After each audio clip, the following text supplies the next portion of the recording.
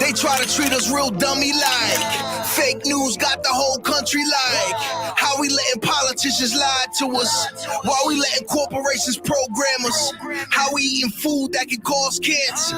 I'ma keep asking till I get some answers. I'm prepared for war, y'all can keep dancing. But if you feel the same, this should be your anthem. 40 acres in a mule, yeah, we need that. Reparations for the people, yeah, we need that. Financial education, yeah, we need that. Resources for the babies, yeah, we need that. They gotta pay us what they owe us. And I could give a fuck about the POTUS. You want my vote, then I gotta know your motive. And I'll be damned if you play with my emotions. Hustle hard, money stack. Uncle Sam want his tax, but I think he smoked crack cause he never paid me back. But he built us off my back. I'm the reason he intact. 40 acres in a mule. Tell me what happened to that. I understand that reparations are an absolute necessity. We're gonna get buried alive. We do not have enough to be able to compete in this society. Black, labor, white, wealth, integration never helped. Jim Crow kept us held. Black people set up the fail. $100,000 checks, yeah, we need that. Black business only grants, yeah, we need that. Therapy from all this trauma, yeah, we need that. Justice system reform, yeah, we need that. They said we revolutionary, yeah, I be that. Fred Hampton told me that, I repeat that. The whole world waking up to the secrets. We the lost children of Egypt. 40 acres in a mule, yeah, we need that. Reparations for the people, yeah, we need that. Financial education, yeah, we need that. Resources for the babies, yeah, we need that. They gotta pay us what they owe us. And I could give a fuck about the POTUS. You want my vote, then I gotta know your motive. And I'll be damned if you play with my emotions. Yo, like how they gonna say it ain't racism when the actions all point towards racism. They use science to reinforce racism. Johann Blumenbach taught the world racism. The presidents believe, governors agree. For them to build wealth, we had to work for free. How you see another man as your property? A sin like that can't be easily forgotten. We tended your crops while in bondage. Our stock was the key to your wealth. Y'all gon' pay us for that. Red line on map, y'all gon' pay us for that. Burn down our cities, y'all gon' pay us for that. Medical apartheid, school to prison pipeline. Arrest our fathers and sharecrop my grandma.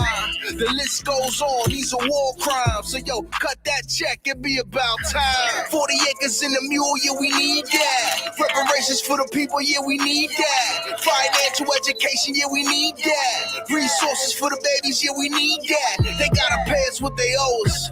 And I could give a fuck about the POTUS. You want my vote, then I gotta know your motive. And I'll be damned if you play with my emotions. And for all the people acting like we begging or we just looking for a handout, I want y'all to remember this. 400 years of the most terroristic, horrific, sadistic treatment of a people on planet Earth. Human trafficking, rape, mutilization, hangings, whippings, maimings, and most importantly, forced labor that led to the growth and expansion of this country and corporation we call the United States of America. Never has there been justice and repair for these crimes against humanity and generational traumas. The Jewish, the Japanese, LGBTQ, Ukrainians, Afghanis, Dakas, Asians, and many other groups of people have received money and resources from the federal government for crimes against them. Teach. We need our justice too. Teach. Who else deserves it more? Who else needs it more? We found money during the pandemic, and we always seem to bail out the big corporations.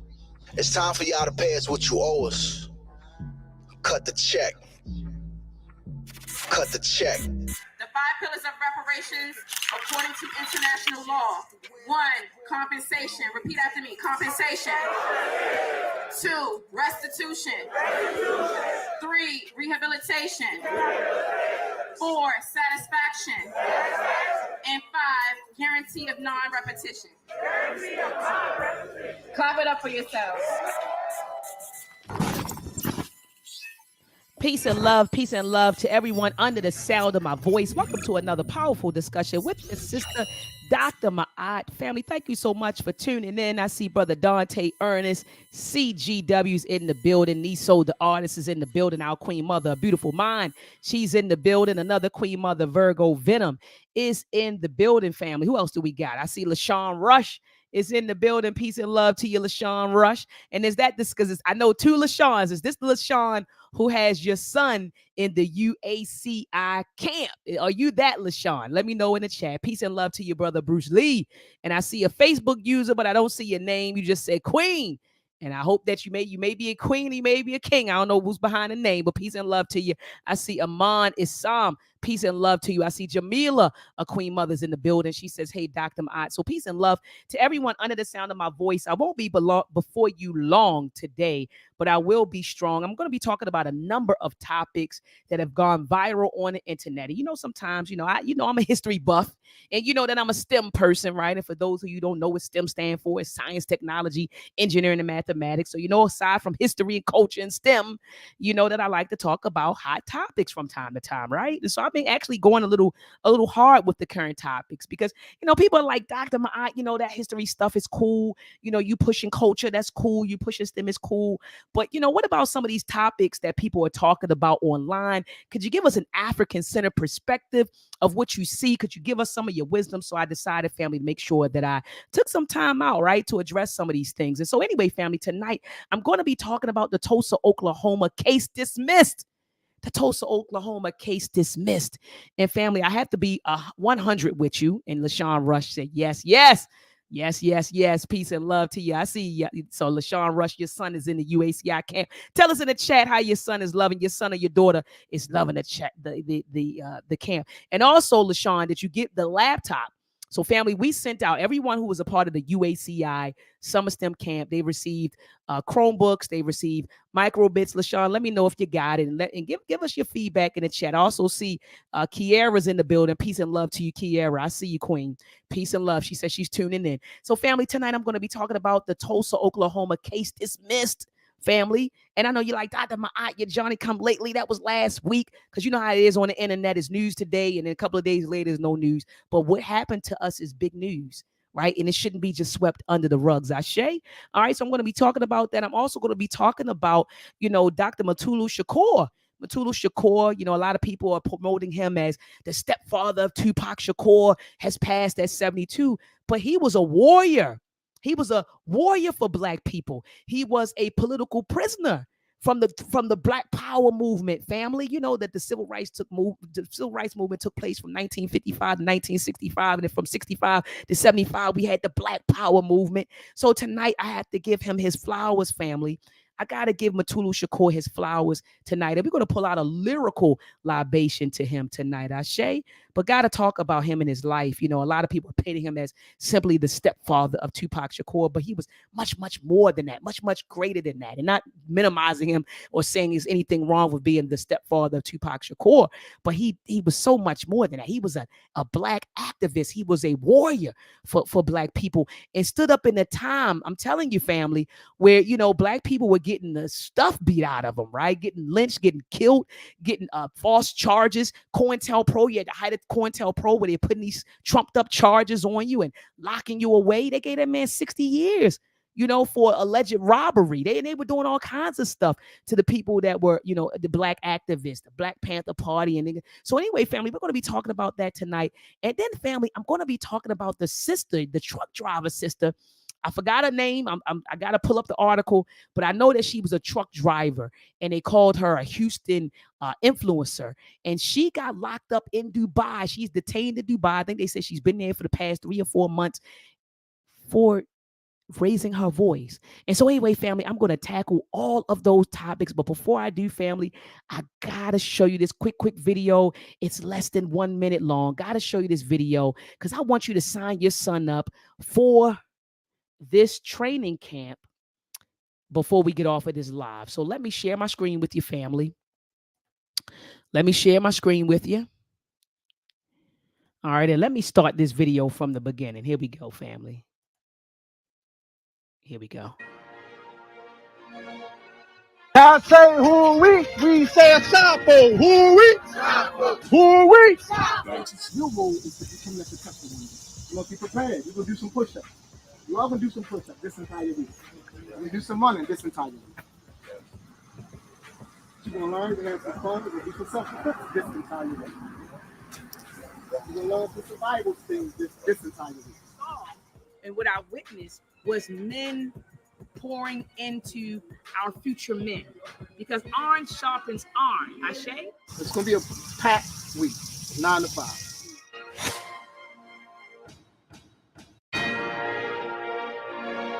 Family, family, family. We say Asafo. Family, family, family. When I say get your son in the Asafo training camp, the camp starts on July the 30th. July the 30th, family. The camp is going to start. I'm going to drop the link in the chat. I'm dropping the link in the chat, family. Dropping the link in the chat. Enroll your son in the Asafo training camp today. The Asafo is an Akan word that means warrior. And this particular camp focuses on the manhood development and African American boys between the ages of 12 to 14. And so this camp was co-founded by Baba Imhotep Fadiyu of PLM and myself to give our boys an experience, to get them a training camp where you have the men pouring into our men pouring into our young boys.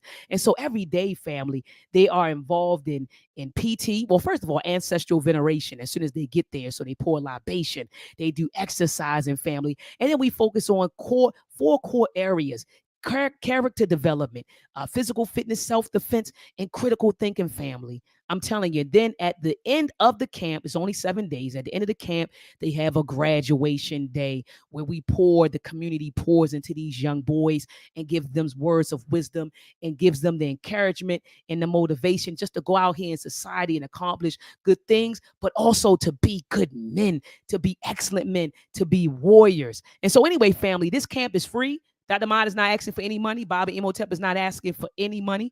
We're asking you to simply sign your child up. I have parents right now, family.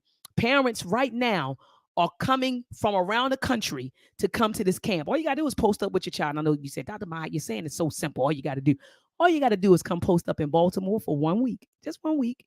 Come post up in Baltimore and we'll do the rest. Okay? Come post up in Baltimore. Bring the child to the camp. We'll do the rest. All right. So family, there are parents who are coming all over, and we appreciate you signing your child up. We only have 6 more slots, actually 5 more slots. We're only taking 20 boys. We have 15 because Bob Imhotep, he reached out to me today. Someone signing their child up today. We have 5 more slots, family. Make sure that you get your son enrolled in the Asafo training camp. Ashe. Ashe. All right, family. So I got to start this thing off right.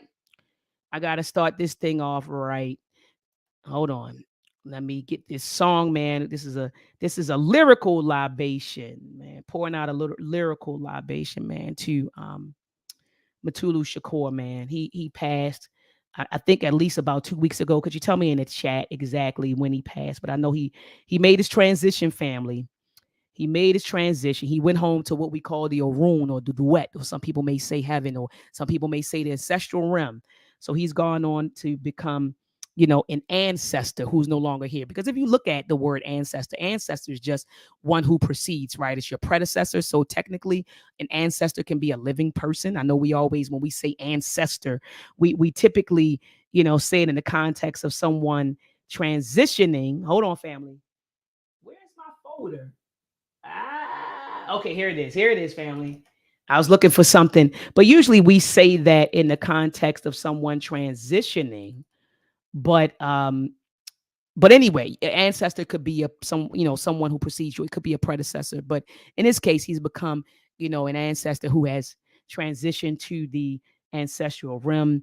And I pray that as he's making his transition, that his transition is smooth. I also pray that his heart be as light as the feather of Ma'at. And I pray that he is received with open arms, from the ancestors who are there, and that he rests in the bosom, of the universe, of the creator. Ashe, family. And so anyway, I do want to play. I'm looking for this particular song by Armaday the Apostle. This particular song. Nope, this is not it. Nope, this is not it. I think I found it, family. Hold on. Oh, here it is. I found it. And so anyway, this was a song that I reached out to Armaday the Apostle. I reached out to Armaday the Apostle to write this song. And this was around the time that Dr. Patricia Newton had passed. And it was heavy. It was heavy on my heart when she passed. And I remember reaching out to Amade the Apostle, and I was like, we need a song. I want you to create a song, that a lyrical libation, right, for our ancestors who transitioned. And I was thinking about her in mind, and that's why you're going to hear him shout her out. But I said, I want a song that honors our elders who are still here and our ancestors who have transitioned. And so shout out to Amade the Apostle. He created this lyrical libation that I'm getting ready to play for you. At the beginning of the track, you're going to hear the voice of Baba Nwalimu Baruti, because, he speaks all the time about, the role of elders. And so I reached out to him and I was like, Baba, can you send me, a voiceover explaining what an elder is? And we just put that on the track and it fits so smooth. So we're going to pour this lyrical libation for brother Mutulu Shakur. And then after that, you'll hear my voice. Here we go, family. Our living ancestors. The elders are our living ancestors. They are our direct connection to the African spirit and way. And we distinguish between the elders and those who are simply older, because menticide has driven some of us into a treasonous arrogance. Those who are truly elders are our seasoned visionaries. They are our proven warrior servant workers. They are those who uncompromisingly speak to what needs to be done, and this is a life of revolutionary sovereignty seeking experience. They hold our vision closer to their hearts because they are us on the horizon of return. Put your lighters up high, wave them round side by side. We gon' light up the sky where the ancestors ride. For the nights that we cry, but tonight we take pride, cause the spirit never dies. So through us, they alive. Put your lighters up high, wave them round side by side. We gon' light up the sky where the ancestors ride. For the nights that we cry, but tonight we take pride, cause the spirit never dies. We gon' celebrate their lives. Yo, I wonder if we seen the elders rise from the grave and they seen us today. What would they say? Envision as you see my words glide from the page. I imagine they would be so ashamed of our ways. We in the same position, maybe because we ain't listen. Do we like the discipline for the tunes they was spitting? Or maybe this was karma because we ain't show them honor. Word to Dr. Ben, we should have held them down stronger. Call it how I see it, maybe that was signs from Jesus. A metaphor on how we gon' treat our own leaders. They came here to teach us and we cheered from the bleachers. And when it's time to ride, we turn our backs when they need us. We pour libations when we form our own nation. I pray we wake up and see the time we was wasting. We even seen Eliza lay the blueprint for black power. Peace to the scholars like Dr. Wilson and Tony Brown. To light us up high, wave them round side by side. We gon' light up the sky where the ancestors ride. For the nights that we cry, but tonight we take pride, cause the spirit never dies. So through us, they alive. Put the lighters up high, wave them round side by side. We gon' light up the sky where the ancestors ride. For the nights that we cry, but tonight we take pride, cause the spirit never dies. We gon' celebrate their lives. If you can hear this, throw your fist in the air. We gon' do this for our family that's here. Yo, this is the hour of celebration for black power. To all the soldiers and scholars, giving their flowers to frontliners like Jabari and the soul vibers. They rep Tubman City, they set the bar higher. And them brothers like KT, the arts degree, they gon' carry on the legacy of Dr. Savior. Peace to Risen Islam and Brother Ben. With youth like them, we can end our own suffering. Break the curse of Willie Lynch with Charles S. Finch. Professor Small, take us back to the essence. I pay homage to Carlos Muhammad and Dr. Maya, torchbearers that kept it honest. The light is up high, wave them round side by side. We gon' light up the sky where the ancestors ride. For the nights that we cry, but tonight we take pride, cause the spirit never dies. So through us, they alive. Put the lighters up high, wave them round side by side. We gon' light up the sky where the ancestors ride. For the nights that we cry, but tonight we take pride, cause the spirit never dies. We gon' celebrate their lives. My energy and my thoughts is like John Clark. Still on this marathon like Farrakhan.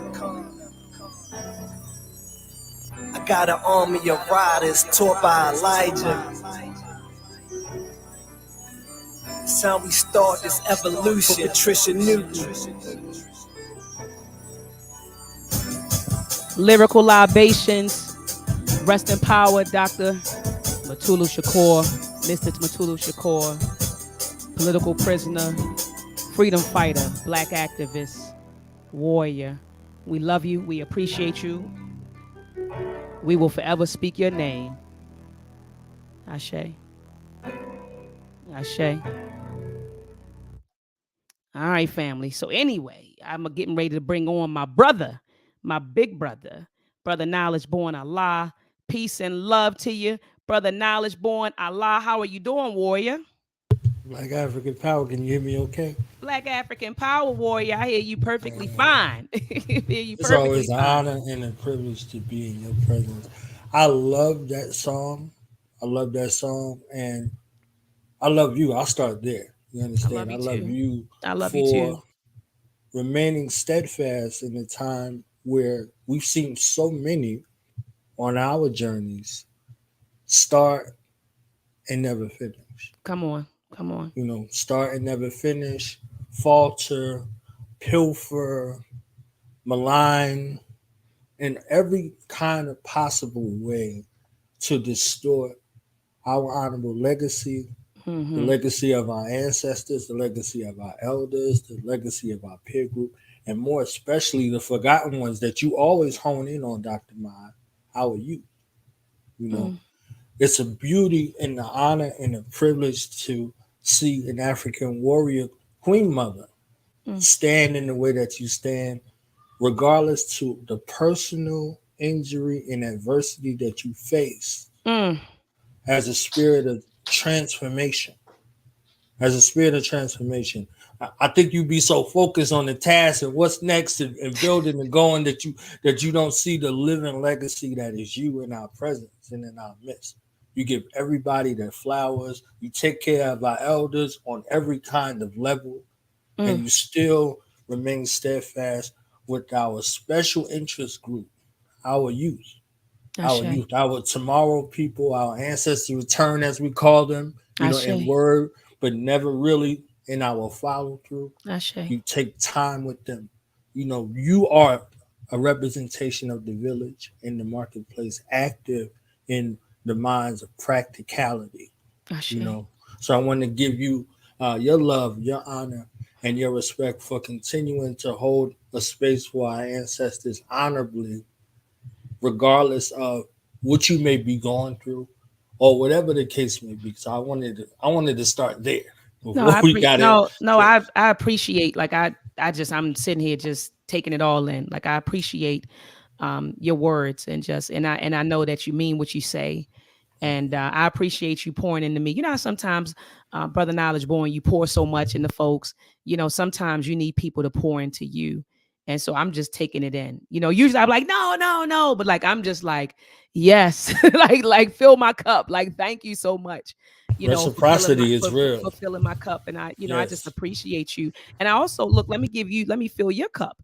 I appreciate you, warrior, for all that you've done. I mean, I've seen you consistently. I think you have over 1,000 plus shows, honoring our ancestors, educating our people, advancing our people, always, promoting the works, of our community activists. You've been steadfast for years, and I've never seen you fall off your track, and what I love so much and what I adore and appreciate so much about you is that no matter how busy you are, like, you got children, you got your own family, you working. And when I say working, I'm not just talking about like a job, right? Like, you're working like you are a community activist, right? On top of providing for your family. And, you always make yourself accessible, to the community.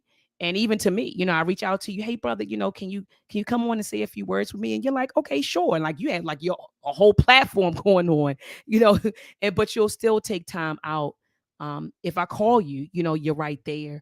If the community calls you, you're right there. I remember when they were doing the Conscious Olympics, and you came up, for the Conscious Olympics that was held at the school. The kids had to memorize and recite Black facts, and history, and you were just right there, and even when I mentioned your name to different people, they like knowledge born, like you're right there, like you move around, and so I just wanted to give you, I wanted to pour into your cup, a little bit, pour into your cup and let you know how much you are adored, appreciated, valued, and needed. So I had to give you, that's my eye. We got to keep in my eye. And so got to pour into your cup as you've poured into mine. But Knowledge Born, let me pick your brain about, Mutulu Shakur, because the media is promoting him as Tupac Shakur's stepfather dies, right? And what I want our people to understand, as he was much more, not saying that he wasn't, he was indeed his stepfather, but he was more than Tupac's Shakur's stepfather. This man was a warrior. He was a freedom fighter. He was out there fighting the government tooth and nail, during that particular time. And we talking about during the Black Power movement, right? Where everybody knew that we were under attack. Today we live in the, we've been bamboozled by the illusion of inclusion. So we don't think it's a war going on right now. But back then, we talking about during the Black Power movement, 65 to 75, Black people knew that we were under the attack. And he was one of those brothers that stood up during that particular time. And as a result of him standing up, he became a political prisoner. During that time, they launched a program, COINTELPRO. So co-intelligence program, COINTELPRO for short. They launched a government program, where they were putting charges on community activists, and they were locking them up for 50, 60 years to life. Shout out to Asafo Shakur. The brothers got her out of there. The brothers rescued her, from in prison. She had got into, they saying that she got into a shootout, in New Jersey. I think on the New Jersey Turnpike with, some officers. One of them ended up dying, and they end up, getting, she was arrested with another brother. I want to say it was Sundiata Acoli. Was it Sundiata Acoli? Yeah, so it was Sundiata Acoli. She got arrested with him, but the brothers, they got her out of jail, and then she ended up going to Cuba, where a lot of our Cuba, a lot of folks were, refugees over there in Cuba. And so remember, during Barack Obama administration, they were trying to call for her to be extradited back here. But I think the Cuban government was like, nah, we're not sending her back, So she's been living in exile in Cuba. And it's some things that I want to say, Brother Knowledge Born, that I can't say on this platform right now. But all I'm going to say, and you all can read between the lines, is, supporting her, making sure she has what she needs, while she's in Cuba, and getting resources and things of that nature to her and stuff along those lines. So you all can read between that. But we got to do better, with making sure that we support this elder who's still living in exile, in Cuba.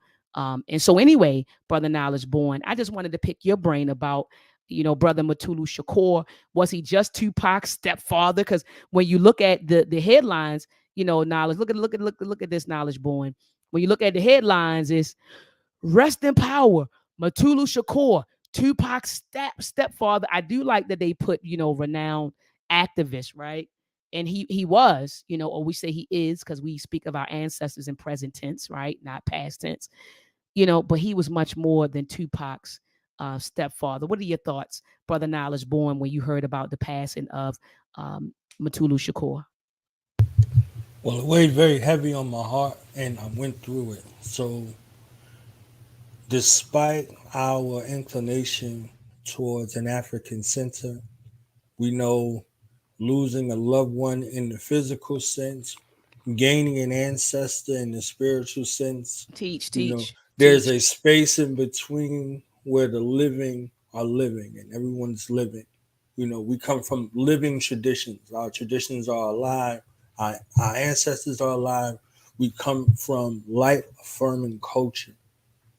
It doesn't take away from the hurt of the pain of your heart, though. The pain from your heart. My mother was one of the herbalists that was with Dr. Mutulu Shakur, working for the benefit of getting Black people off of heroin. We start talking about chemical warfare. That's a space of chemical warfare. So he's a political prisoner because he's a prisoner. He was a prisoner of war. A prisoner of war. So that would mean that nation states would have to have some kind of war engaged and these are the captives. You see what I'm saying? That's the only way you could be a political prisoner. You know, you have to have a governmental body or a nation state where your people are held captive behind enemy lines. So now you become a political prisoner. So when we look at this war, what was he arrested for? What was he taken out of the public view? What was happening? They were using Chinese herbs and acupuncture that worked better than any methadone clinic that they were trying to get off the ground at the time. So if we see the situation with Big Pharma doesn't come out of nowhere. It's a long process that has been working actively, for the detriment of our people. I'm not going to go as far as any of the other places. I will say to you, knowing people in the community in regards to the codependency of methadone and what the methadone has done has not been beneficial. Wars were fought over natural resources. Two things came out of the Vietnam War in particular, since we're in that circuit. Come on. Rubber and heroin. So that heroin epidemic was something that ran rampant overnight. And, the zombie apocalypse of that era was heroin. So my mother and some of the others, they were putting up free clinics and they were working to detox. And I set that background because I heard you. You're so wise, Dr. Maat. Over this past couple of weeks, you've been dealing with relationships. You had the transgenerational panel, which was excellent. And they were talking about relationships. I heard you speaking with your own son separately. You see what I'm saying? And getting his thoughts. The relationships that made a strong Black family, strong African families, is what Dr. Nwali Mubarudi speaks about with complementary. He said, you find your complement by doing the work. So that our families were forged and alliances and bonds were made with us doing the work. So when Afeni met Matulu, they were doing the work. Facts. They both were doing the work. They were doing the work in the community, and that was the tie that binded them both together. So Moprim, Tupac Shakur, and his sister Sacagawea, they came out of the parents' bond of doing the work in the community. So they met their complement doing the work for the resurrection of our people. Against the occupation, the military might and occupation of the United States government and other governmental bodies and structures against our people. So when we hear Tupac say me against the world, he's saying him as an individual, but us as a collective. It's us against the world. Like the world is against us. And, as we know, we have a relationship with the rest of the world, but it's eclipsed by criminality. So I said that to set the stage. Dr. Mutulu Shakur life collided, and it's eclipsed by Tupac's life, but that's not the sum total of his experience. Teach. It's a part that's big enough to fill a chapter. Now, I understand the artful use of media communication and titles of things are very important to be able to try to meld these things together. And with the new documentary that just released, it could be cause for more inquiry. So it's an artful way to look at it, but it does seek to cheapen the legacy of this man and his life and his contributions to our people of being more than someone's stepfather, regardless of how prolific the person may be in our minds and in our hearts. Tupac's life was eclipsed by Dr. Mutulu Shakur, and it was changed forever. The thug life codes and all of those codes of conduct and all those other aspects of his life that he was seeking to implement through the music industry were from lessons that he would get mouth to ear from Dr. Mutulu Shakur and so many others who were there. So Tupac's life is the sum total of the village. When we say it takes a village to raise a child, there was a village to raise this particular man child. Absolutely. So him working on the street, he was targeted by the governmental bodies and the corporations because of the money that they were making both illegally and legally. Illegally in the heroin trade and legally through the treatment centers that they were having. So every body that they had connected to it, they were making bank. So helping black people in America is still illegal and punishable by death in this country. So indiscriminate to those things that we like to say about these particular platitudes, it's still illegal and it's punishable by death. So this space, this prisoner of black liberation was a cell that he was in for most of his life. The sacrifice of his adult life, the regular lives that everyone's living now. They're with their families. They get to see their families. Their families don't have to see them behind glass. Is the life. He gave his life as a young man.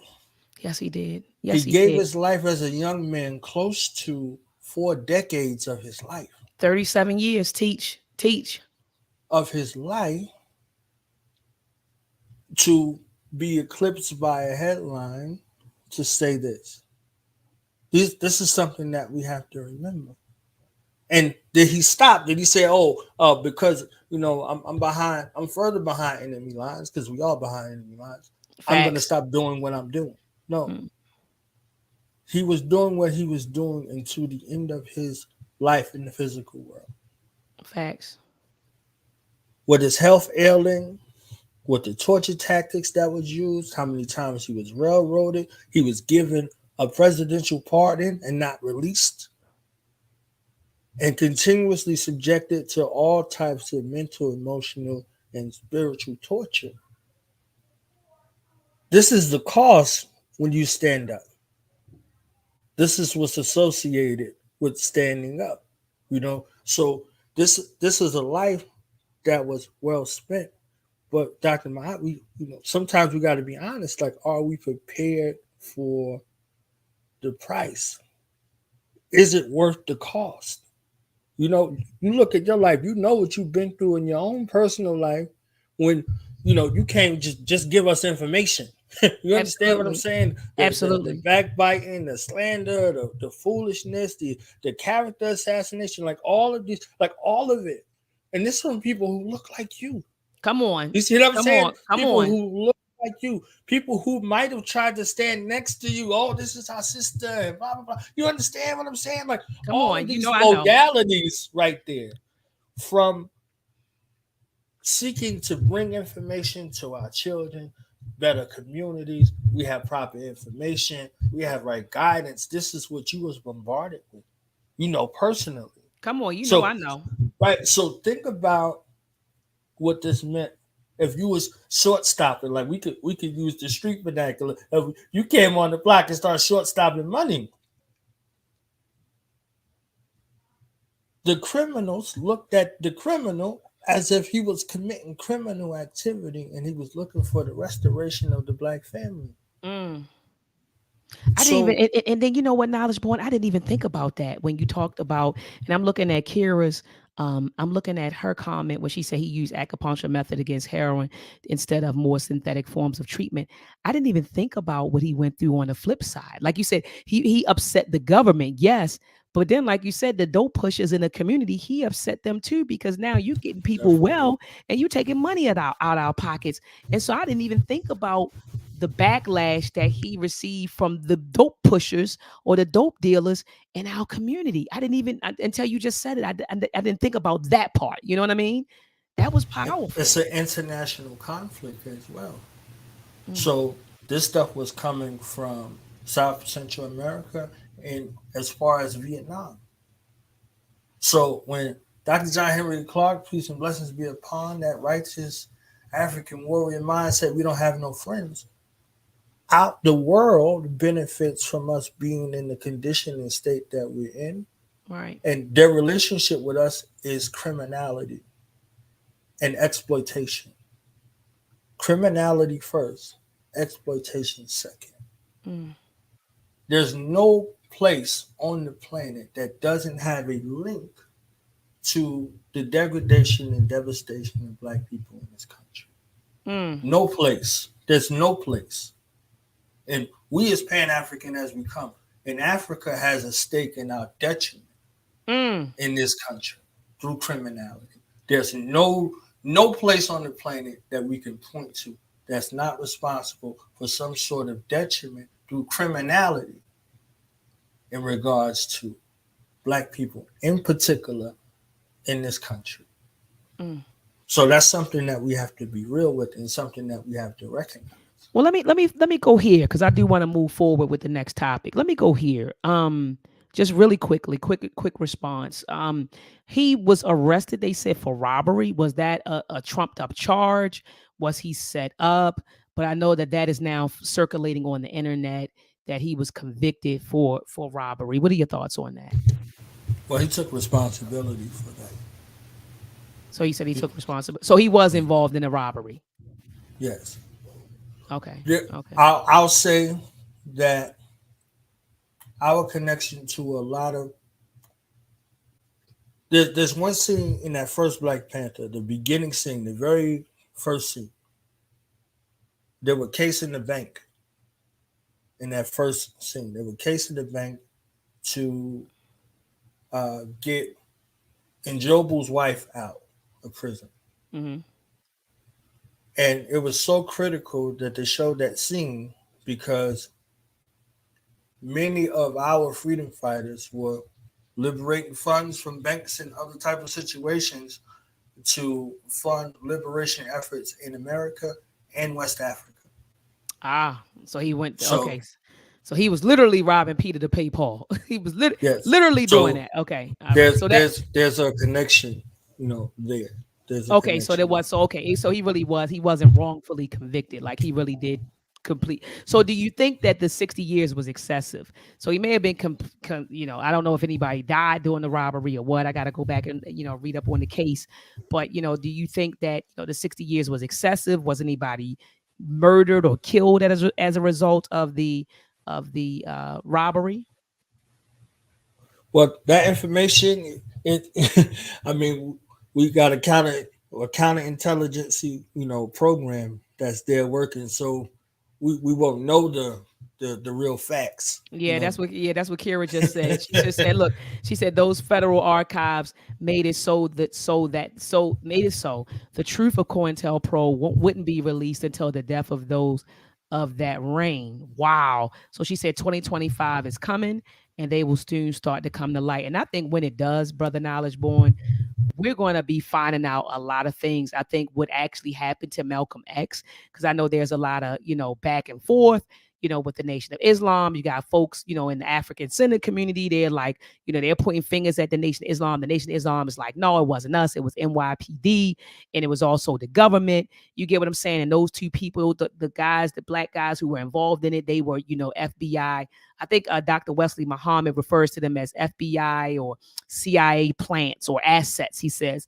And so I think that when these records get released in 2025, we're going to find, I think it's going to be some startling, revelations, when those records start getting released, you know what I mean? And so anyway, this sister is bad. I like Kira knows her history, honey. She knows her history. And so anyway, Brother Knowledge Born, I want to move past this and talk about the Tulsa, Oklahoma case that was just dismissed. For those who do not know what the Tulsa, Oklahoma case was all about, family, what I'm going to do is I'm going to play a really, really short video that will enlighten folks who don't know, who aren't familiar with the Tulsa, Oklahoma massacre. Some people call it the race riot. It's only a few minutes long, family, so bear with me. But I don't like, knowledge born. I don't like to assume, brother, that everybody knows what we're talking about. You may have some people that are like, what are you talking about? The Tulsa, Oklahoma case being dismissed. What is Tulsa, Oklahoma, right? So I'm going to play this video, family, and then we'll be back.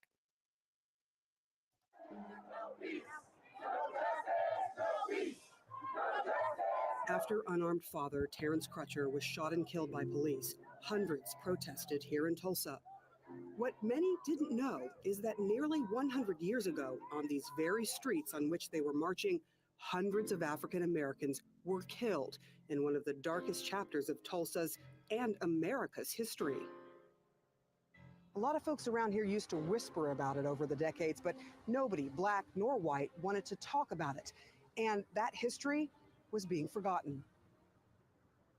Before it happened, Tulsa was the scene of a thriving, wealthy black community.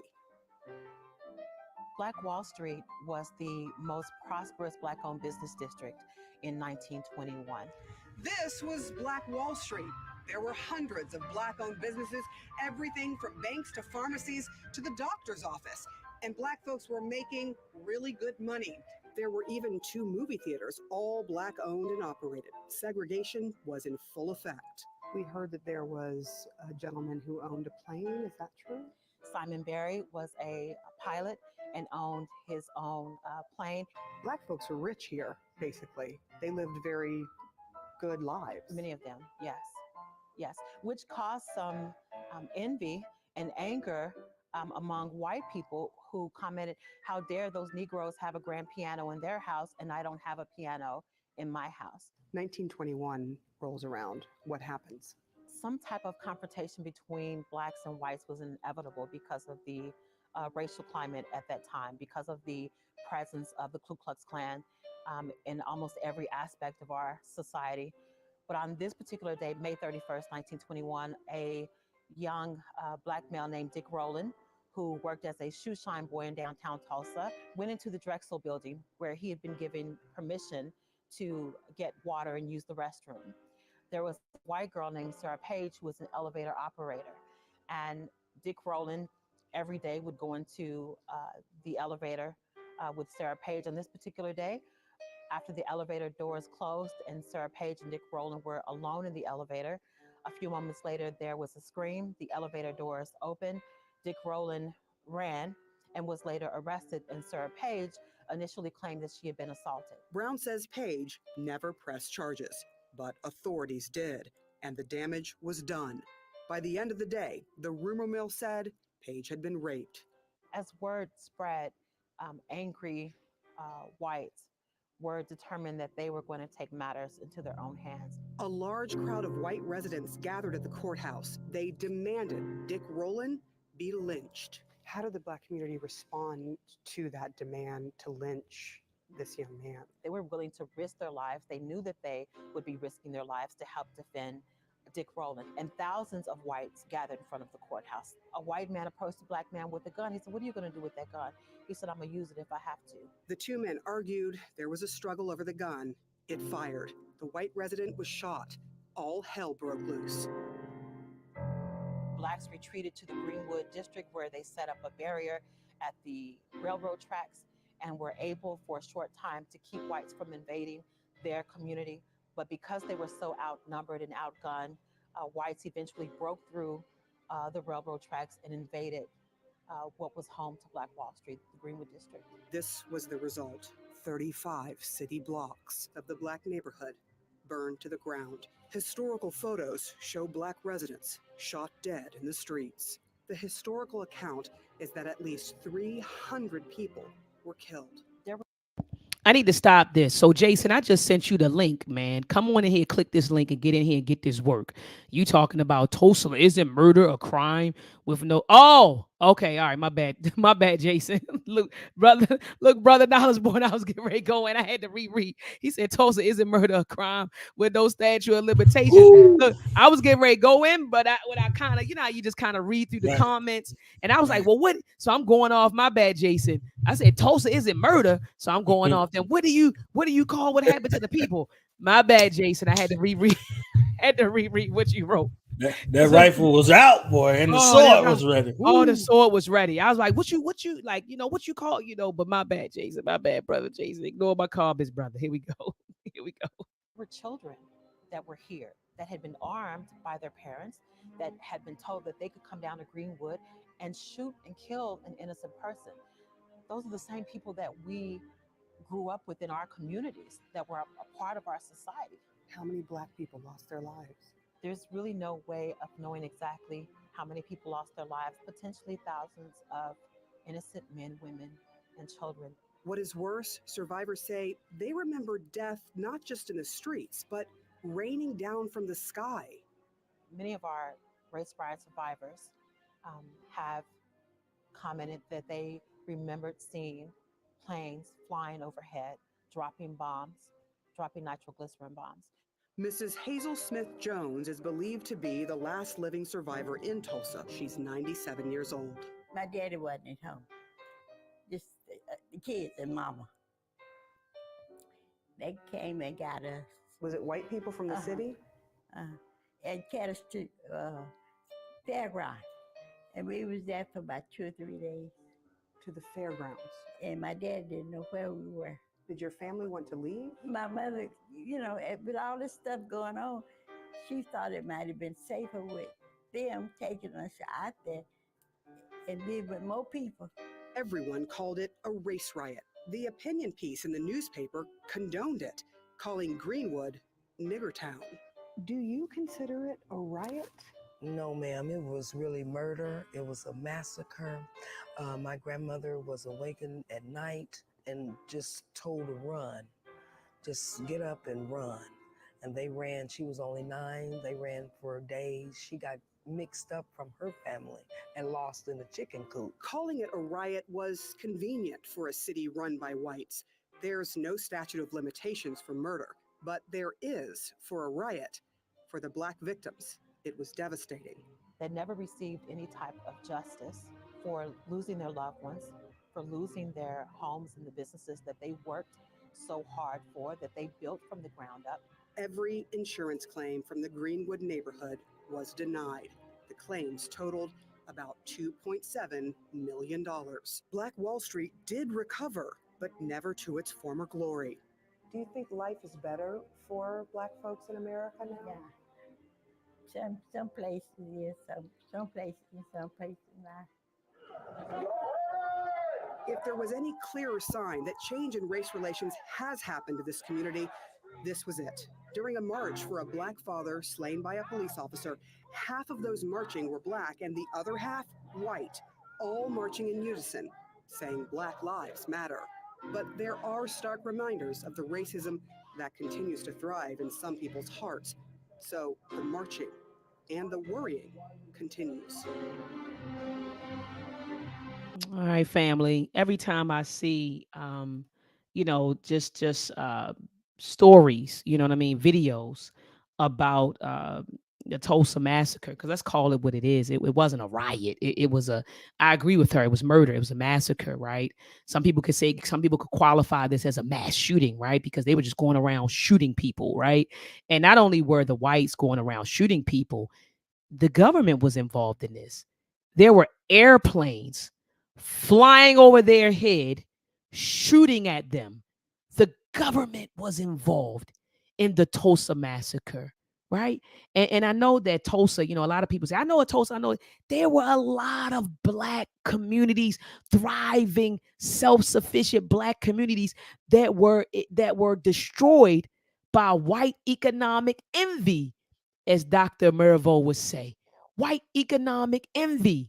And shout out to, I'm thinking about Ida B. Wells right now, family. I'm thinking about Ida B. Wells right now, family, who talked about her friend who owned the People's Grocery. And he set up his store across from a white man's store. It may have been vice versa, but he was making more money than the white boy was making. And they lynched him and a couple of other brothers because of white economic envy, right? And so you saw what happened. You heard, if you watched the documentary and you listen closely, it was all started over a brother who went into an elevator with a white woman. She screams and shouts as if he was trying to harm her or assault her, right? And then so they come, they lock the brother up. A white mob gathers. They're like, we going to the courthouse. We going to lynch us in, right? The brothers showed up with their guns and they said, not today. And they showed up, and the white folks felt like they were too uppity, tried to grab the gun from the brother. The gun go off. The white man end up getting shot. They go to the railroad tracks to set up a barrier. And mind you, family, I hope that you caught that it was by the railroad tracks, because remember, that's what divided the white community from the black community. You always knew when you came by the tracks. The whites were on one side of the tracks. We were on the other side of the tracks. And so they set up a barrier, but they were outnumbered and outgunned. And so they broke through the barrier. They went through, they destroyed black homes, black businesses, black families. They murdered people. They put everybody in this area. She said they took them. You heard the survivor say they took them to this fairgrounds, right? Literally like concentration camps. Can we tell the truth, family? They literally set up concentration camps, drove them into concentration camps. And then after they went around and destroyed everything and killed everybody, they made the survivors go outside and clean it up. That's what happened in Tulsa, Oklahoma. And so now you have 3 survivors in their early 100s. And the case just got dismissed by a white female judge. And I wasn't surprised by that. I wasn't surprised by anything. Dr. King told us years ago that justice delayed is justice denied. And so if this atrocity happened in 1920s and here we are in 2023 and you still ain't get justice, then justice wasn't going to happen. Brother Knowledge Born, what are your thoughts? Yeah, Dr. Vile, I gotta let what you said to marinate for a second, because it was so poignant and so strategic. One of the comments say a coordinated effort, but we operated in a coordinated effort as well. Tulsa is a couple pronged, Tulsa, Oklahoma, and the Oklahoma situation, if we look at the Indian Removal Act, then the Trail of Tears is how black people get to Oklahoma. So there's a space where, we be screaming justice, Dr. Biden, sometimes to our own detriment for some, some other people. You understand what I'm saying? And so I'll say that. But what I wanted to say in regards to this was military intervention is necessary in escalation when you're losing, not when you're winning. So if on a local police level, if a couple of police cars can handle whatever situation is going on, SWAT is not coming in, the National Guard is not coming in, and the active duty military is not coming in. But if them couple of police cars come over there and they start getting housed, officer in distress call goes out, and then any available unit is going there, and then it just goes from there, from the local to the city, to the county, to the state. That's how it goes. So this military intervention via aerial bombing was a result of black people fighting back. World War I veterans coming home. And this is another economic space which was responsible for this economic flourishing boom that happened in Oklahoma. So, these are factors in regards to businesses and homes. Wasn't no apartments. You understand what I'm saying? Come on, businesses and homes thriving. And because many of those World War I veterans had came back home, they were there to augment. They were overseas already in combat. So they already had an understanding of military grade combat. So they thought that they was running up on some ends, like you said, Dr. Maat. And what they found out very quickly, that this was a sophisticated community defense space. that was left alone to be able to thrive.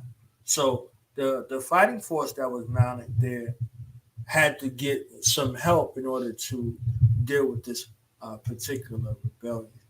And then it went into an all-out massacre. That's when you operate in fear.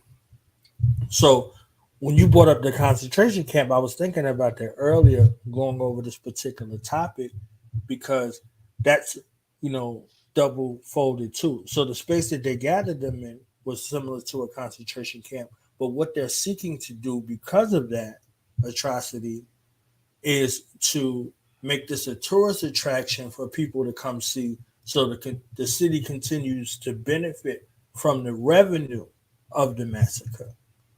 You know, so if you look at the Holocaust Museum, even though the Holocaust didn't happen here in America, the Holocaust Museum is here for that. That's a tourist attraction. So the further detriment and degradation didn't just happen in the justice system with the dismissal, but with the further exploitation of this, you know, unholy hollow ground where our ancestors dwell that were massacred. They don't even get rest. So the tourists get to come through and trample through and desecrate that sacred land where their blood was spilled for profit and personal gain. So with them dismissing this with prejudice so it can never be tried again, you link it into the national fight for reparations that, you know, many of us are a part of. You look at the recent push for a bill for the federal government saying that any state or municipality that offers payment in the form of reparations would no longer receive governmental assistance as well, and link all of these together, this coordinated effort attack, regardless to which bipartisan space that they, you know, want to say that this legislation is being pushed through. We know that these are two halves of the same whole. Come on. So looking at it in total context, you know, I see that, you know, our death and devastation is an amusement to white America and to the rest of the world. So this is another space, and I love that you close with, you know, justice delayed is justice denied. Come on. I don't know if they remember that Dr. King right there. You understand? Come on. What I'm saying? Come on. I don't think they remember him right there. So praise and honor for, you know, for your analysis, and I just wanted to add that particular caveat because I've been to Dachau and I've been to Auschwitz. The city of those concentration camps are flourishing. They don't see any kind of economic decline because of the draw based off of what happened. So it's no different than going to a zoo. You understand what I'm saying? And we know how they had our ancestors on display. So when you think about some of these spaces, this is what they have going on. Dachau and Auschwitz overseas, these were camps of concentration. These are big money ticket places for tourism and for hotel stays and that economic boom that comes along with it. So let me ask you this question, Knowledge Born. When you went there, did they show you, because remember they said after the massacre, the people were buried in a large pit. Remember they said they just kind of threw all of the bodies in this big large pit. And I think there was a headline some years ago that they uncovered, you know, where the pit was, or they believe that this is where the pit. When you went over there, do they have a marker of some sort showing you that this is the area where all the bodies, the mass grave in Tulsa, you know, there were thoughts that it was uncovered, I think some years ago, but you know, was it a marker or anything that you saw when you went over there? I didn't see it. I didn't see it. I know the report that you're speaking of. You're making reference to from doing my own research and watching a few documentaries, but I didn't see it. Okay, you didn't see it. Yeah, I'm actually Googling it right now. It says in November, the Tulsa World newspaper reported that a total of 66 burials had been unearthed at the Oakland Cemetery, all but 4 of which were unmarked. It says it is believed to be many victims of the massacre who were buried in unmarked graves, but their locations were never recorded. NPR have reported this also. They said 21, this was in November of 2022. It says, and family, what I'll do is I'll drop this link in the chat. It says 21 more unmarked graves are discovered in the Tulsa race massacre investigation. So NPR had dropped this post, and it says scientists are excavating things by hand. So I'm going to drop the link in the chat just in case you all want to check this out. But yeah, I was just curious, Brother Knowledge Born, if there was a marker of some sort over there. I would just like to go there, lay hands on it, just feel it, touch it, pray, pour my libations, meditate, commune. And so I was just curious. But I'm going to play this news clip for you guys. It's only 2 minutes. Here we go.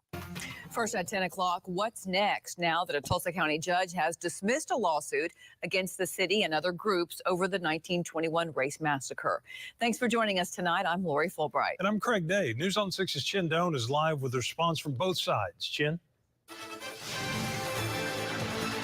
Say it was disheartening to find out their case was dismissed from a news reporter late Friday. Now they plan to take that dismissal to the Oklahoma Supreme Court and also call on the federal government. As it should, Brother Knowledge Born, as they should. And his law partner, practicing a few days after the massacre in a tent, filing lawsuits against the very people that just burnt down their community. Demario Solomon Simmons represents the 3 last known living survivors of the 1921 Tulsa Race Massacre. Their public nuisance lawsuit filed in 2020 against the city of Tulsa, the chamber, the sheriff's office, and others claim Viola Fletcher, Leslie Benningfield Randall, and Hughes Van Ellis should be paid for damages from the massacre. The attorneys had a moment of silence for the victims at a news conference at Vernon AME Church and shared their clients' disappointment. When they asked me what was the reason or why, I couldn't tell them anything because I literally don't know. Judge Carolyn Wall has not said why she dismissed the case, but in previous court documents, the city argued the case was filed too long after the massacre. The city is not responsible for rioters' actions and that the survivors' claims are too vague. In a statement, Tulsa Mayor G.T. Bynum says, quote, "The city remains committed to finding the graves of 1921 Tulsa Race Massacre victims, fostering economic investment in the Greenwood District, educating future generations about the worst event in our community's history," end quote. We will continue to fight into our last breaths. Like so many Black Americans, we carry the weight of intergenerational racial trauma day in and day out. Now, the survivors' attorneys say they do plan to appeal to the Oklahoma Supreme Court. If the Supreme Court sides with the survivors, then the case goes back to Judge Wall's court. If the Supreme Court sides with Judge Wall, then the case is over. Live in the Greenwood District, Shindown, Oklahoma Zone, News on 6. You know, this is what happens when Black folks not organized, right? And let me tell you where I'm coming from right now, Brother Knowledge Born. It should be where's the national outcry? I'm talking about from Black people and I'm not saying that grassroots organizations aren't, reaching out and doing what they can, right? But in my mind, I'm just like, where is the national outcry? Where's the national organization where people are flooding this judge with telephone calls, with emails, with letters, flooding her office, saying, "How dare you?" And I'm actually going to write a letter because I'm sitting up here thinking I need to start promoting that. I'm going to get this judge's information, and we need to be putting pressure on this judge. I haven't heard any type of effort, and you all can let me know in the chat. I haven't heard of any organized effort where people are like, look, here's the judge's name. Here's a template, a letter template that you can send a letter or an email, sign your name here, a petition, something going around demanding justice, demanding reparations for these 3 survivors. These people are in their 100s, Brother Knowledge Born. It would be nice. People, I don't want to wait to go to heaven to get my justice. I want it now. I'm sitting over here thinking about Bob Marley. Bob Marley used to say, if you knew what life was worth, you would look for yours on earth. Don't tell me you're going to give me anything after I close my eyes. I want what I deserve. I want what I'm owed. I want what I'm due right now while I can see it. As my mother would say, give me my flowers while I can smell them. I want my flowers, goddammit. I want my reparations now. Not when these people close their eyes and then you writing letters of apology. Then you say, no, we want justice now. And so we need to be writing this, judge. I know that I'm going to write it. And once I type up my letter, once I type up my email, I'm also calling and I'm going to put it on the internet and let folks know this is what I'm doing. And all I can do is do what I can do and encourage other people to do the same. So we need to be writing this, judge.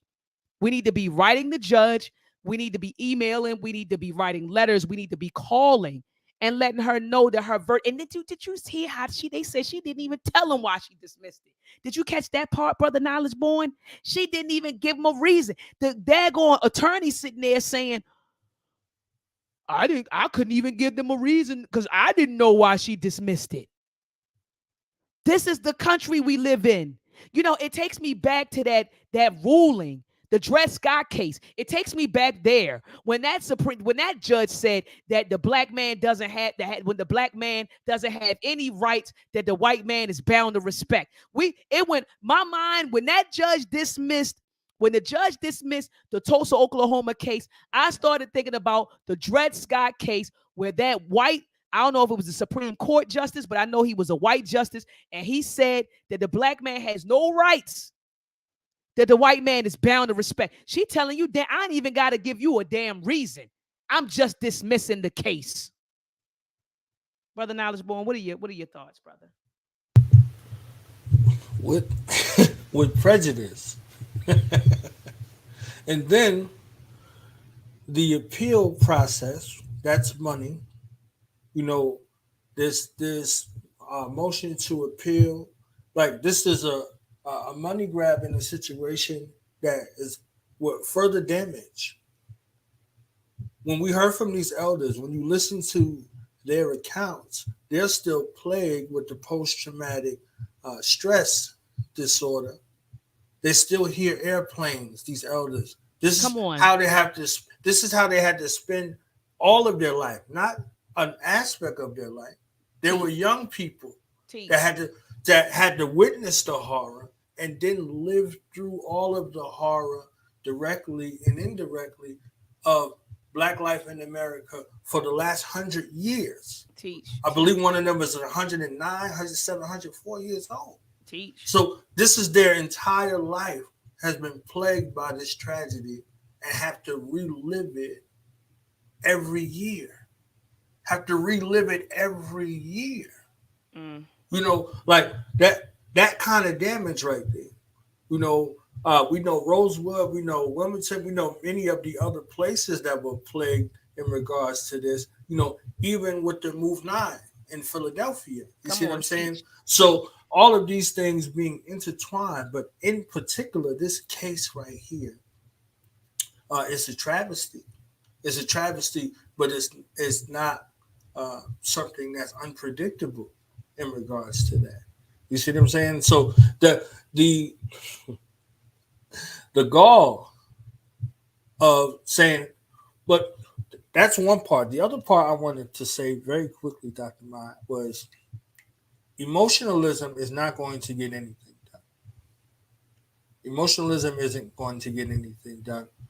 The team of lawyers or whomever is out there, this is one aspect of this case involving reparations. That's you know, this national case for reparations, this national reparations movement, the marching and the protesting isn't going to do anything. We got to get prepared for court. We got to get prepared for lawsuits. We got to get our facts together. We got to get our information together. We have to do all of that. So this thing was dismissed based off them saying certain aspects of information, the time frame that was associated with it, all of those things. Like the due diligence has to be done better if we're looking at this as a national reparations case or any state, any case in court. You going in court, you got to have your ducks in the row. You see what I'm saying? So hopefully we take that aspect in our due diligence, aside from the emotional claims. Like, you can make audacious claims all you want to, outside of the courtroom. When you get in the courtroom, they dealing with facts. Got to be straight up, devoid Yeah. of your emotions. You have to have credible evidence and credible witness. And, Absolutely. So I wanted to say this too. I wanted to address brother Ishore Entertainment. Sure. He said, where's the 2 million members of the black fraternities and sororities? Right. He's 2000% right. You know what they're advertising right now? Instead of the fraternities talking about the Tulsa, Oklahoma case being dismissed and what we can do as a collective, to push this thing forward, or to garner support, for the survivors and for the case in and of itself. You know what they're promoting right now? The AKAs just opened a credit union. They made history as the first black female organization to own a bank. Family, read the book, The Color of Money. Read the book, The Color of Money. And hold up. And I think it's called Why Black Banks. Hold on. Let me get the title for you. The Color of Money. The Color of Money, Black Banks and the Racial Wealth Gap. Okay? The Color of Money, Black Banks and the Racial Wealth Gap. I did not applaud, nor did I repost that the AKAs opening up a credit union, right? Because if people read the history, they would see if people knew the history of black banks, no one would be running around here talking about Bank Black. No one would do it, because starting black banks have never helped us close the racial wealth gap. It never did. It never did. And a matter of fact, a lot of banks went under. Okay, a lot of banks went under, and within black banks, black dollars still fell in the hands of white people. Let's talk about it, family. I'm gonna say it again. Even in black banks, black dollars still fall into the hands of. They were using black dollars coming from black banks to finance projects, housing projects that they weren't even allowing black people to move in, family. So you all are sitting on the internet sharing that bull crap. The AKAs opened up their own credit union. The AKAs, the black women did a good job. Not even understanding the history of banking black in America and how that has never helped us. So instead of focusing on the Tulsa, Oklahoma case and trying to get reparations and pushing reparations forward, you all are focusing on the credit union opened by the AKAs, which isn't going to do a goddamn thing for black people. All right, brother Knowledge Born. Let me move to the next topic real quick. The next topic and the last topic, brother Knowledge Born. Didn't the Divine Nine have a vice president? Did they? Boy, y'all better stop playing around with that shit. I'm over here, brother. Wasn't that the reason the what did she had? She said the Converse and the pearls and all that. Like that was the reason why people was voting for her. Yeah, this is what black people were saying why they voted. You know what I mean? For a vice president, not for a president. They voted. For it's bananas. But let me play this clip real quick, brother Knowledge Born. Here we go. On Fox, the last 2 months are described as okay. And family, right now, and I'm moving on to the next topic. I'm talking about the Houston woman, the truck driver. They're calling her a social media influencer. She's detained in Dubai, and so I'm going to play the report, the news clip, and then we'll get into it. Family, here we go. Terrifying for a Houston woman who we're told is being detained in Dubai. Fox 26's Dominique Keith joining us live near downtown Houston with why she's being held. Dominique. Well, the crime she's charged with may surprise you, and Dubai is increasingly becoming a vacation spot for a number of Houston women. One who's there right now, according to her social media page, is trying to get back to the Bayou City, but according to her mom, her passport has been confiscated because she was charged with screaming in public.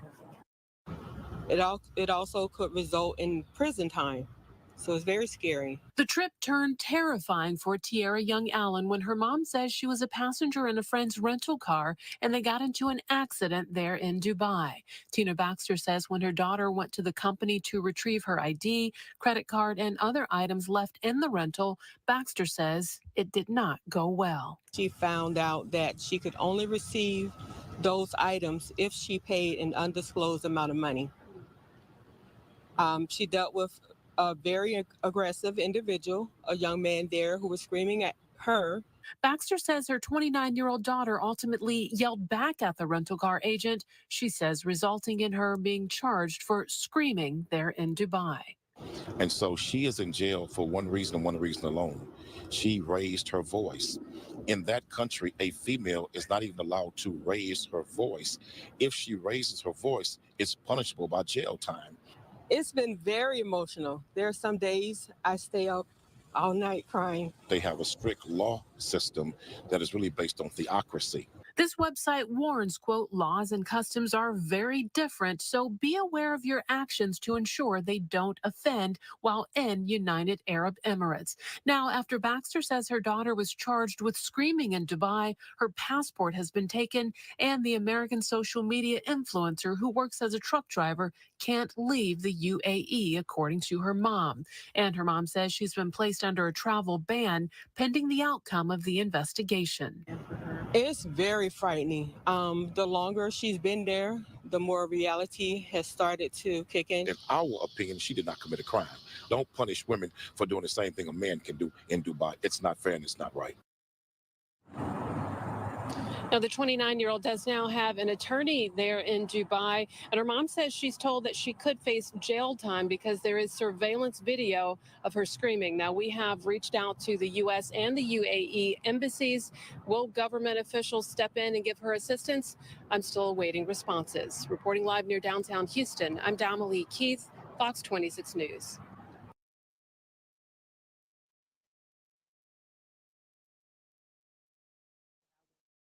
I'm sorry, I'm up here talking. I have so much family that, and I have so much family that I want to say about this. Brother Knowledge Born, when I first, and this is my younger cousin, shout out to Truck Life Lou, Big Lou. He sent me this story, and I didn't even know. I never heard of this woman.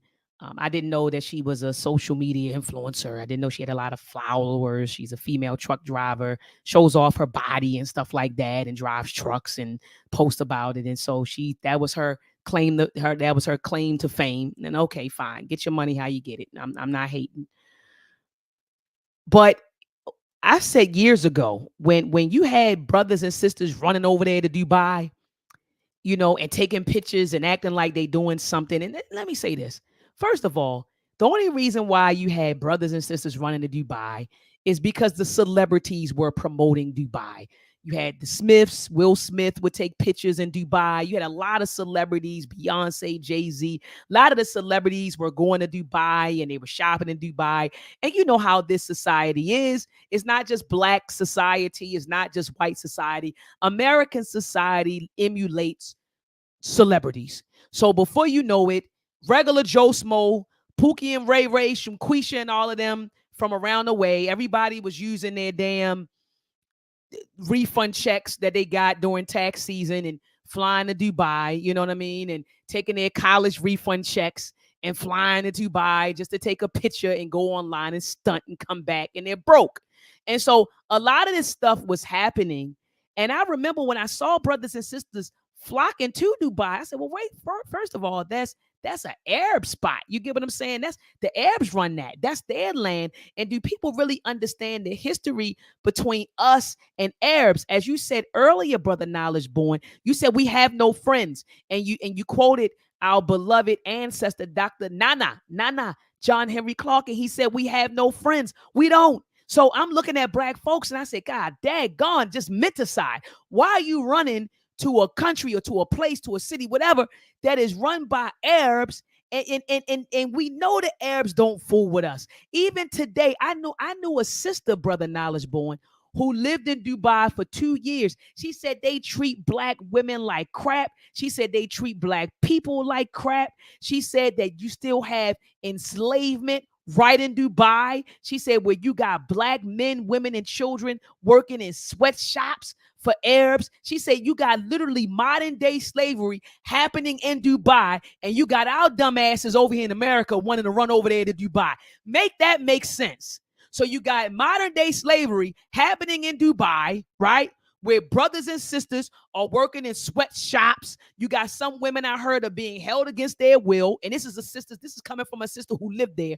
All of this stuff is happening in Dubai, and we want to go over there and vacation. You got black celebrities promoting this as the place to be. The Arabs don't even like you, black man and black woman. They don't like you. So you want to go over there and drop money in an economy that's owned and controlled by people who don't like you. And then you think that it's something. You posting about it on the internet. Stupid. Then you traveling over there, and y'all might say, Dad, Dr. Maat, victim blaming right now. She victim blaming. No, I'm not. I'm just telling the truth. Oh, she victim blaming right now. And the sister over there, she locked up. She been away. You should have researched the law and the customs before you went.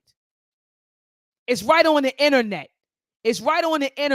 What their laws and their customs are. Research a culture before you get on a plane and you go across the country.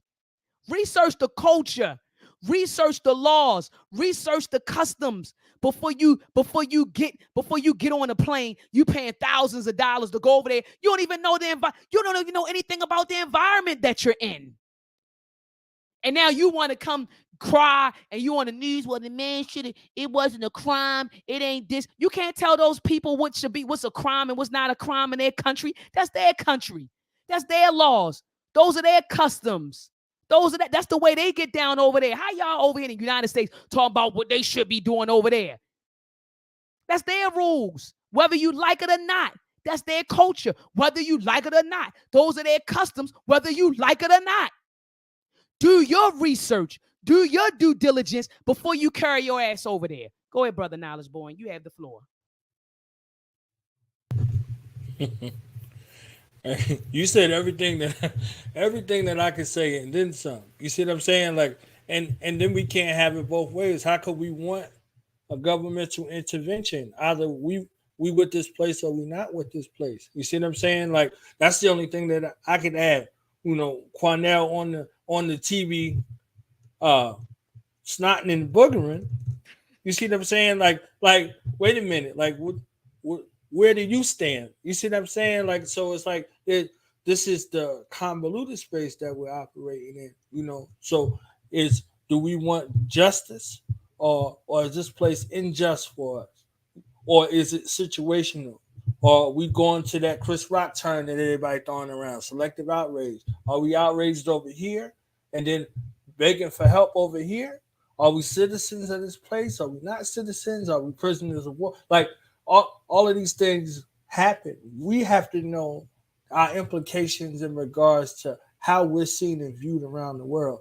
And if she is a social media influencer, we're not looking at the situation of her being targeted because of her quote unquote celebrity status. So these are some of the things that we got to take into account. But he said not fair. You understand what I'm saying? Like, look at this.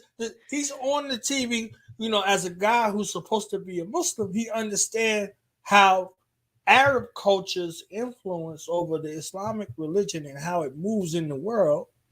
You know how these guys move. You know, genitalia mutilation and women couldn't drive and all of these efforts and things like that. These things that was happening over there, the castration, the mutilation, like all of this sick, wicked ass Arab culture. Come on, teach. That is there, that's associated with how they do each other. What in the world would ever have you think in your mind that you could bring your black self, your African self somewhere over there, and as much as it costs to travel to that place? You see what I'm saying? As much as it costs to travel to that place and to be there for what? You know, for what? And she was a passenger. This is something that we got to be mindful for. All of these other cases that we're looking at with friends going out of town to South America, Central America, they're going to get these augmentations. With all of this trafficking and all of this stuff that's happening out here, we really got to be more mindful of what we're doing and where we're going. This is a small instance that's something that could be far more detrimental, you know, with the ramifications. We got to be mindful with our travel. And we talk about customs and courtesies overseas. You go to the wrong part of the neighborhood in your state, you end up in the wrong city and understand what's going on. We got to be mindful as a whole. Dr. Ma, I had wanted to call you about something to look at that whole situation when you led that charge and say, when the brother and sister was saying we're not our ancestors, you said absolutely right. I remember I got mad. I was being, but brother Nyla's born. I was being smart. I was being smart. I said, you're right. You're not. You're not. Right. The Green Book system that we had, all of these incidents, you see what I'm saying? Like we learned our lesson about the lay of the land and us moving somewhere. You see what I'm saying? So this is all of this stuff in regards to this Arabization in our history of sub-Saharan African slave trade being brought back into view. So I just wanted to share that real quick. Yeah. And Jason said Dubai law is not Islamic law. You see what I'm saying? He's saying Dubai law is not Islamic law. So I don't know, brother Jason, if you were responding to the video or something that Knowledge Born Allah and I said, but we never said that Dubai law was Islamic law. We never made that claim. Yeah, we were talking about Arab imperialism, like being mindful of Arab imperialism from a historic to a present standpoint. These things are still happening. Trafficking is still happening. Slavery is now outlawed over there. Come on, fact, it's not. So we got to be mindful of those things. Whether those things got something to do with the Islamic religion or not is their law. The thing for discussion. We're talking about their law in their country. Exactly. Right. And their customs, their natural customs in regards to that. And brother Nas, I'm looking at Van Varner's comments. He said to account to her family, she was a passenger in the car. We got that. And they took her driver's license. Yeah, we got that. When she went back to get it, the man yelled at it and she yelled back. We got that. We got that. We got that. We're having Knowledge Born. Oh, they asked her to pay some money. Yeah, they asked her to pay some money. Like, you want this back? Yeah. I hope you don't think you can leave, North America and go to South America or to the Caribbean or any of them places, Western, Eastern Europe or anything like that, and you dealing with the with the military. I don't think you're not going to pay some money for what you're doing. Come on now. You're going to pay some money, one way or another. So, I don't know, what the exchange was, but I'm telling you, like, we've seen things happen far more detrimental for less. Absolutely. So I'll say this: if you in Dubai and you fasting, back to the comment about Islamic, law. And he said he was saying yes to the video or Cornell X. So he was saying he was addressing something that was said in the video. If you get caught eating during the daylight hours, Dr. Maat, in that same place, you're going to jail. You understand what I'm saying? Whether you're a Muslim or you ain't a Muslim, you get caught eating out there, they locking you up. Like, people been locked up for it. You see what I'm saying? So we got to be mindful of these customs and courtesies and their law. You like, my man said it's not fair. Like, that's gonna stay with me for the rest of the day. Yeah, he said it's not fair. He said it's not fair. It's not fair. Like, what? And so anyway, brother Knowledge Born, I'm gonna before we close out, I gotta play this video, family. Just 1 minute, family. Check me out. 1 minute. Here we go. 1 minute. I say who we say Asafo, who we. Your role is to become a successful one. Be prepared. You're gonna do some push-ups. You are gonna do some push-ups this entire week. You're gonna do some money this entire week. You're gonna learn to have some fun. You're gonna do some self-defense this entire week. You're gonna learn some survival things this entire week. And what I witnessed was men pouring into our future men, because iron sharpens iron. Ashe? It's gonna be a packed week, 9 to 5. All right, family. So what you just saw was the Asafo training camp, a camp that was co-founded by myself and Baba Imhotep Fadiyu of PLM Pan-African Liberation Movement right here in Baltimore. So the brothers and the Babas of PLM, they're going to be running, they're executing this Asafo training camp right here in Baltimore City, family. But guess what? Just because it's in Baltimore City doesn't mean that you can't sign your son up. Shout out to the brothers and sisters who are bringing their children to Baltimore, their sons to Baltimore, so that they can participate in this week-long experience. The camp is going to start, family, on July the 30th, and it's going to run until August the 5th. So from July the 30th to August the 5th, 1 week from 9 to 5. We're going to be focusing on 4 core areas: character development, physical fitness, self-defense, and critical thinking. And that Saturday, family, we're going to have a beautiful graduation where we honor our Asafos. Asafo is a con word for warriors, where we're going to honor our warriors, right? Our warriors in training, because the journey doesn't end there, right? So we're going to honor our Asafos, and the community is going to be there to pour into our Asafos during graduation day. So family, you can go to asafocamp.com. I'm getting ready to drop the link in the chat. Sign your child up, sign your son up ASAP. We only have 5 slots, family, and the camp is free. By the way, the camp is free. We only have 5 slots, because 15 people. I can pull up the responses right now. I can't do it, people's information, but literally we have 5 slots left. We're only taking 20 boys. You might say, well, Dr. Maat, why are y'all taking 20 boys? Because we want to give our boys an intimate experience. So they're going to be 3 Babas working with 20 young boys. And so we don't want it to be a thing where we got 30 or 40 young men or 50 young men outside. We want to give our boys an intimate experience, right? Where the Babas can get to know them. They get to know the Babas. The Babas can, determine their or ascertain their weaknesses, their strengths, areas for improvement, and can talk to us about, speak to these young boys' spirit and their character. And so you can't do that when you have 60 or 70 guys to concentrate on, right? And so anyway, family, make sure that you sign your child up as soon as possible. Brother Knowledge Born, do you have any closing words for the listening audience?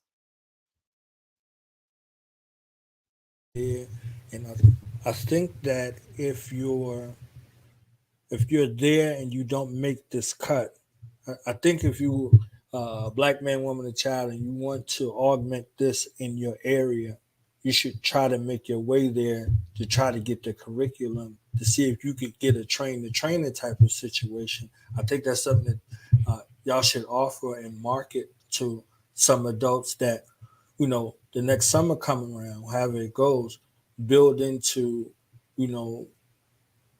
offering a Asafo training camp for, some of these parents out here to implement, with their children in the small groups.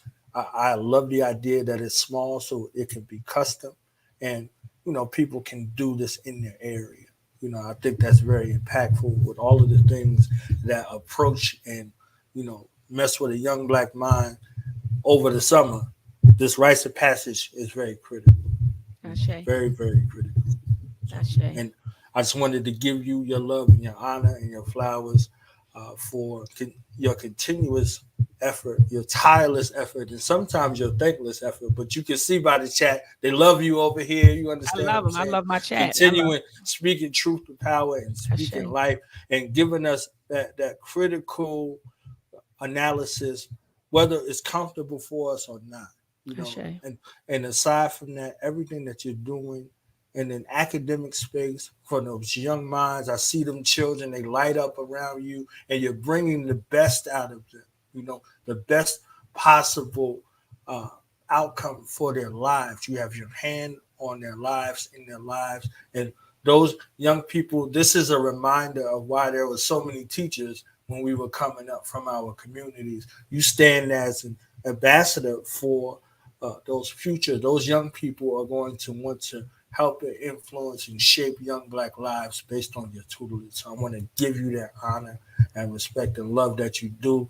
I know it's tireless sometimes. I know you be exhausted sometimes. And I want to applaud you for implementing balance in your life, because you was hard. You was going hard 84 hours out of the day. Yeah. I seen you laughing in places. I seen you taking in shows and going and out there and being in the support space. But with the balance, I love the balance. I love the elders the elders sat me down. Shout out to Professor James Small. Shout out to Dr. Naeem Akbar. Salute to Baba Nwali Mubarudi. Just talking to my elders, they were saying, slow down. They said, we need you. Dr. Naeem Akbar said, we need you. Slow down. He said, he said, say no. It's okay to say no. He said, and it's okay to take time out for yourself. And so the elders were telling me, like, if you don't slow down, you're going to burn yourself out. Baba Nwali Mubarudi calls it revolutionary burnout. So he's like, you want to do so much, and he was just like, slow down. And so I heed the words of my elders. So after we, that's why yesterday when I was tired, because we were literally supposed to go live yesterday at 7 p.m. And I inboxed Brother Knowledge Born, and I was like, look, I'm exhausted. Like, I was listening to my body. I was listening to my mind. And I was like, I'm exhausted. I can't do this. And he was like, no problem. No problem. We could do it, tomorrow. No problem. And as soon as he said that, I said, okay. I laid in that bed, and Brother Knowledge Born, I think I probably was asleep by maybe 9 o'clock, 8:30, 9 o'clock. Like, I was knocked out. And so I'm listening to my body, just like I'm getting ready to go back, lay out. I'm right. Now, my heart for taking time out of your busy schedule to be with my listeners and I tonight. It's always a pleasure. It's always an honor, dialoguing with you. I always tell you, I say, Brother Knowledge Born, you got to give the gab. I say that all the time. He's just extremely, extremely brilliant, brother. Extremely brilliant, extremely knowledgeable, and extremely articulate. And you just have a good heart, and you love your people. And so it's always a pleasure, being in the space, being in a space with people of like mind in action. I know a lot of times we say like minds, but like minds and like action. And so it's always a pleasure. And so I appreciate that. And I also appreciate everyone who tuned in tonight. Family, before you get out of here, make sure that you thumb up the discussion. Thumb up the discussion. All right. Also, family, make sure that you share this discussion in the chat. I put in there a couple of times. Share this discussion. Share it on your social media pages. If you're on Twitter, tweet the link. If you're on Facebook, post the link. If you're on TikTok, wherever you are, whatever your social media pages are, tweet this out, send the link out, right? Because we want to each one teach one. And in 2023, it's very easy to do, right? All we got to do is just share something on our social media pages or copy a link, and we could throw it in our family group chat, right? Or throw it in our friends group chat, okay? And so we want to each one teach one. And so let's get the information out. I feel like Brother Knowledge Born and myself, we dropped a lot of jewels tonight. We dropped a lot of information tonight, and we gave I think we gave some great perspectives, on the current events, right? Things that are taking place now. So make sure that you share this information. And lastly, family, if you haven't subscribed to my YouTube channel, be sure to subscribe to my YouTube channel, hit the notification bell so that whenever I go live, you get a notification. All right. So make sure you subscribe. And if you already have subscribed, go back and make sure you're still subscribed, because YouTube is unsubscribing people from my platform. So make sure that you subscribe, family, hit the notification bell. I think I'm going to go live again tomorrow night. I want to talk about European myths. I don't know what you're doing, Brother Knowledge Born, tomorrow night, but I want to talk about a lot of the European myths that we have brought into capitalism being the best for people. That's a European myth. Democracy, European myth. Patriarchal or patriarchy, European myth. Feminism, European myth. All of this stuff. Work hard. You have a good life. You'll be able to accomplish the American dream. All you got to do is just work hard. I know a lot of people who work hard and they're poor.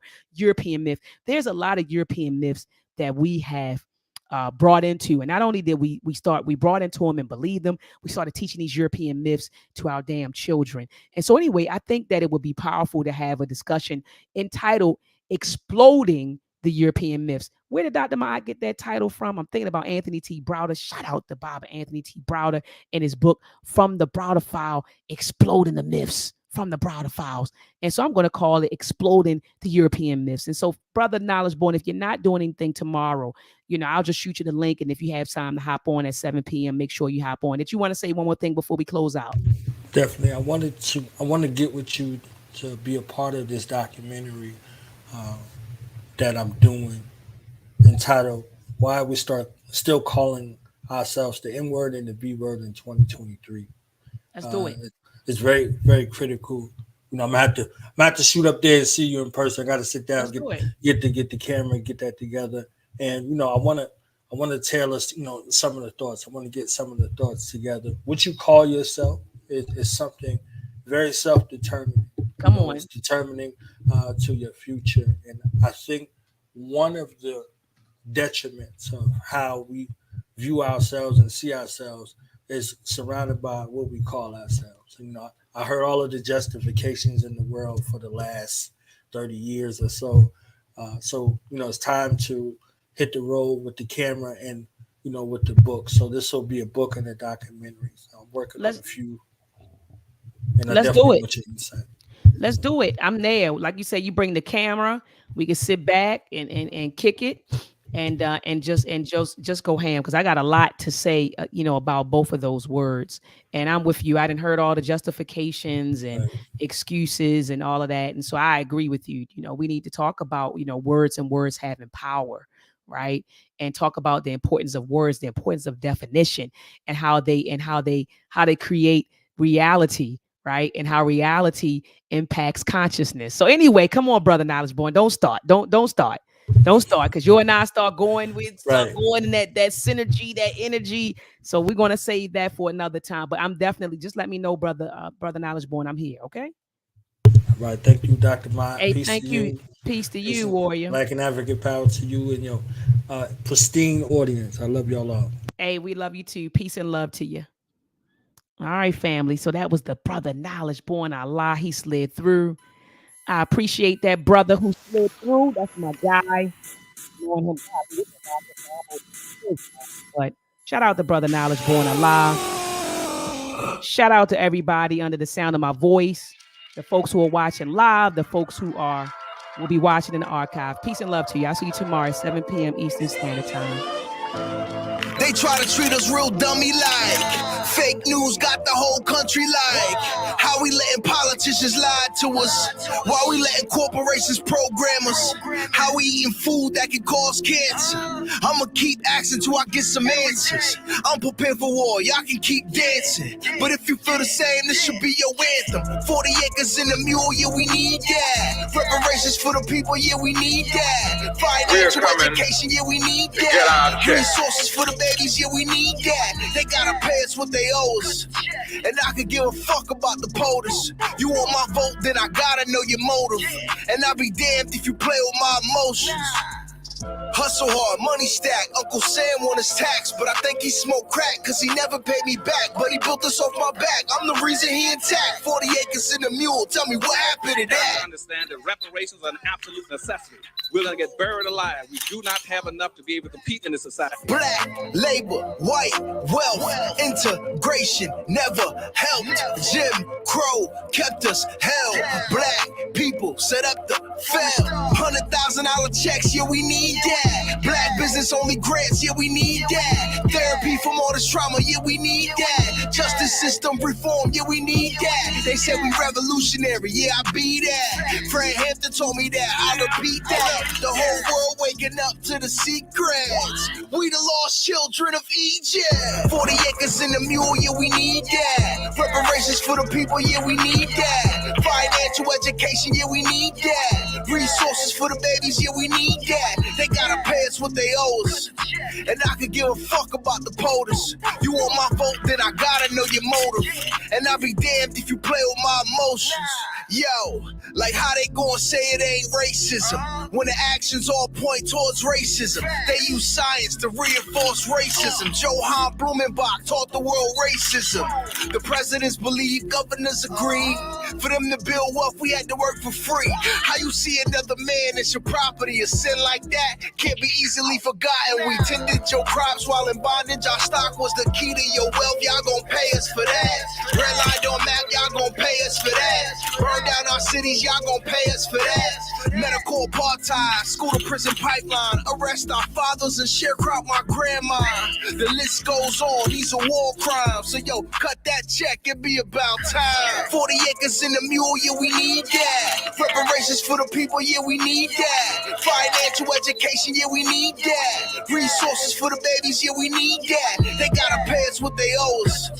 And I could give a fuck about the POTUS. You want my vote, then I gotta know your motive. And I'll be damned if you play with my emotions.